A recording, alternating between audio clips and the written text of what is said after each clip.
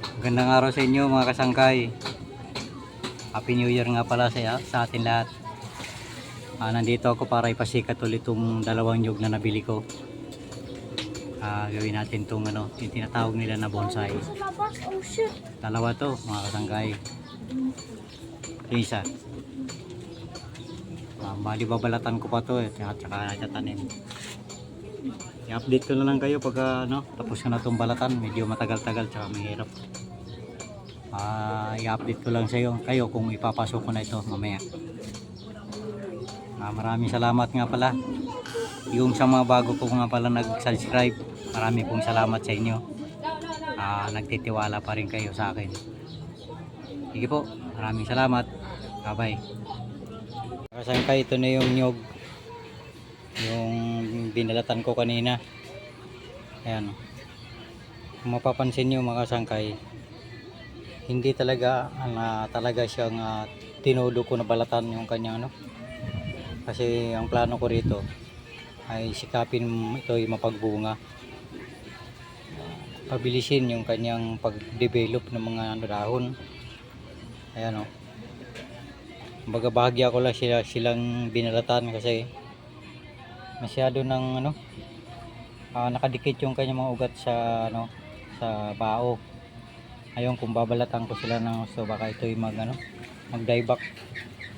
Yan mga kasangkay. Plano ko kasi pabungahin sila. Pagka na-develop niya rito, ang plano ko nito, i-repat ulit, i-replanting o panibagong paso. Mga kasangkay. Ayan.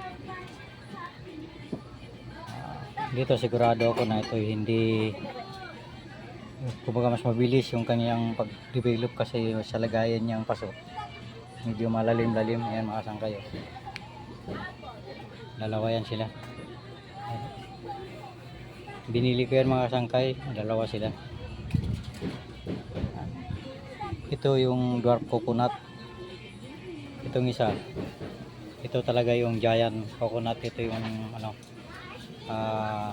kumbaga native sa atin. Yan. Tapos ito kasangkay yung aking yung dalawang papaya. Ito yung mga isang buwan na yata mahigit ito na pinaugatan ko ngayon na ko na. Ito bago lang to mga kasangkay. Siguro pa lang ito, mag 3 linggo. Pero naka-establish na rin siya. May mga extra pa ako, may mga pusa pa mga kasangkay. Sige. Maraming salamat mga kasangkay. Hanggang dito lang ang aking sa inyo. Maraming salamat mga kasangkay. Update ko lang sa inyo itong papaya na minarkot ko.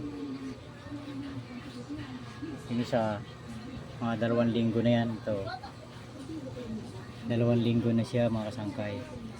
Tapos yung isa mag-1 buwan na yan, mga pinaugatan pa yan. Ito nga pala mga kasangkay yung aking yung nyog kanina, yung binalatan ko, tapos nakitanim ko na ito. Yan siya mga kasangkay. Yan yung isa. Yan yung isa mga kasangkay.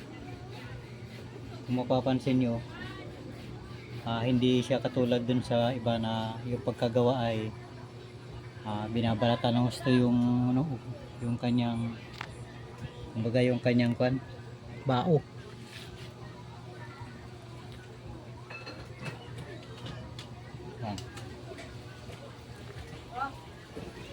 Mamaya